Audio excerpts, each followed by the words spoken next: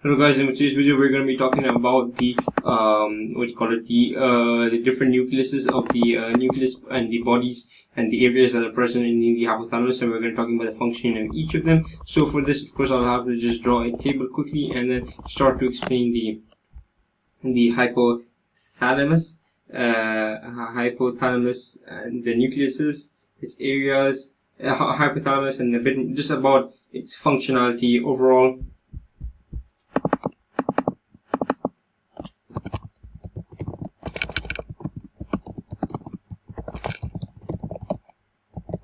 The overall, I want to be talking about more. Just let you know that the hypothalamus is going to release.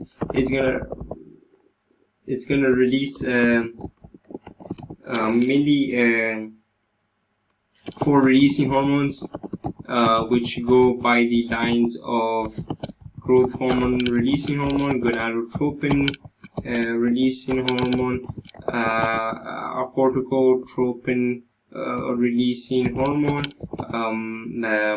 growth hormone inhibiting, and the prolactin inhibiting, and then there's going to be, of course, prolactin releasing hormone. Excuse me, it's going to be actually thyrotropin releasing hormone. I want to talk about the and what are their functionalities. Well, it's going to be pretty. Let me just let you know from before that there's going to be 10 of them. That at least we're going to be discussing about. So let's just start with the anterior. Obviously, I want to highlight this up. Anterior nucleus, the posterior nucleus, the mammillary body, the preoptic area, plus the paraventricular nucleus, and of course I'll be talking about the functionality in just a second. Posterior ventromedial nucleus, the suprachiasmatic nucleus. How many have you done now? 6, right? Sorry, I forgot to mention this one. Dorsomedial nucleus, lateral nucleus, and we need 2 more, right? Arcuate nucleus, and I think we're done, right? Supraoptic. Preoptic is going to be its own area.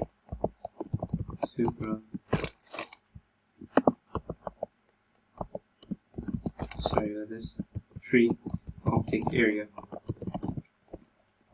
Obviously, I want to get you guys into the zone as to what's so for reversal anterior posterior nucleuses, we also have a lateral.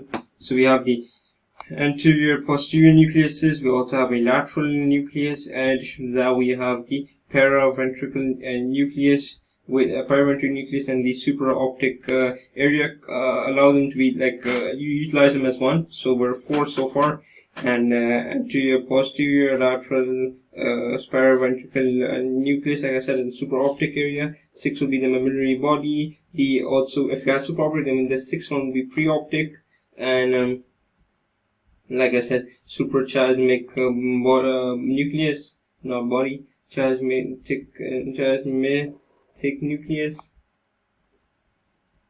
8, 9, 10. I want to get into the fact that there's also going to be a ventral medial nucleus, dorsomedial nucleus, and an arcuate nucleus, right?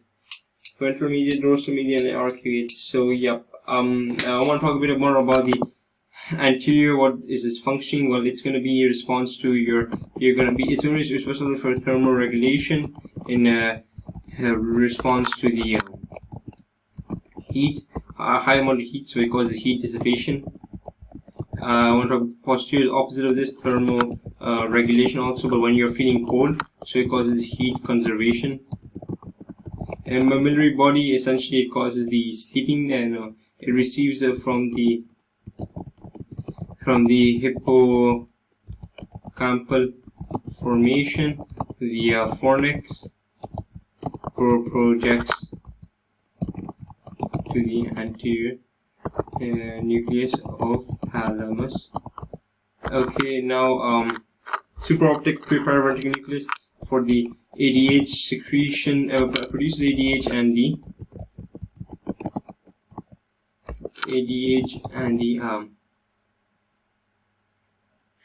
the what do you call it, the oxytocin. Right, ventromedial is going to be for the satiety. Destruction causes, yeah, whatever.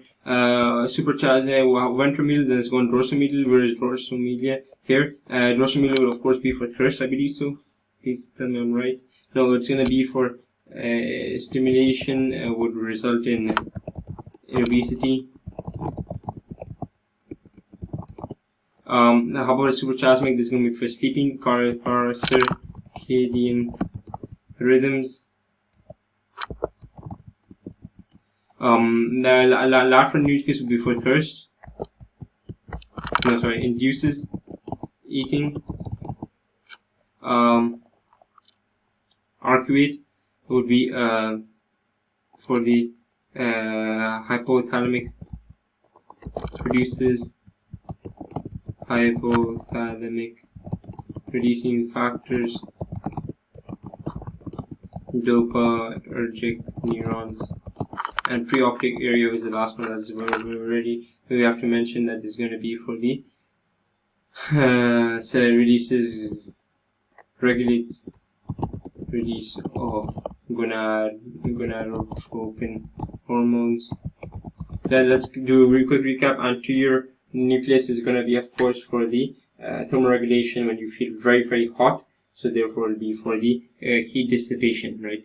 Now anterior nucleus. Let's go to the posterior nucleus. Posterior nucleus thermoregulation as well, but this would cause the when you feel hot. No, this would be for heat conservation. So when you feel cold, it will be for heat conservation. Then we have our lateral nucleus. Lateral nucleus is essentially going to be for inducing hunger, inducing eating, and then our ventromedial nucleus is going to be for satiety center. Dorsal medial nucleus is going to be for the dorsal medial is going to be for the right, that'll be for obesity, and lateral be for induces eating, right, dorsal medial be for results in obesity, and ventromedial is satiety. Dorsal results in obesity. Then there's going to be paraventricular and supraoptic nuclei. Again, this is supraoptic area. Preoptic area will be for the regulates the sex hormone, sex releasing gonadotropin, release of gonadotropin, and then we have the suprachiasma, which is obviously going to be for the circadian rhythms, and we have the arcade nucleus is going to be for the production of dopaminergic neurons and inhibit prolactin release. And then we have the pulmonary body, which is going to be for the receiving input from the hippocampal by the fornix, and it projects to the anterior nucleus. We have one more which is missing, which is going to be it's going to be our main boy itself. The suprachiasma will be circadian rhythms. Preoptic would be for the regulates the release of gonadotropin hormones, and our arcuate will be hypothalamic releasing hormones.